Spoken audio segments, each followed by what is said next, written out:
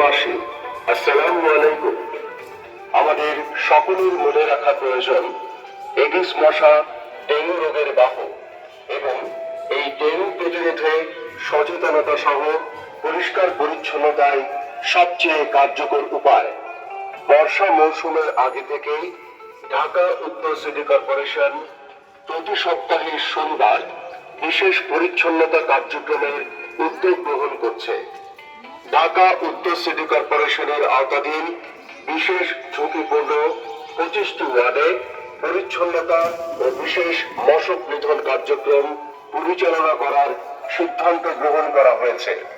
আমরা যদি নিজ নিজ বাসাবাড়ি, অফিস, ব্যবসা কেন্দ্র, কর্মক্ষেত্রের আঙিনা পরিষ্কার রাখি, তাহলে মশার উপদ্রব থেকে রক্ষা পেতে পারি। ডেঙ্গু, এডিস মশা এবং পরিষ্কার পরিচ্ছন্নতার বিষয়ে আমরা নিজে সচেতন হই এবং অন্যদেরকেও সচেতন করি।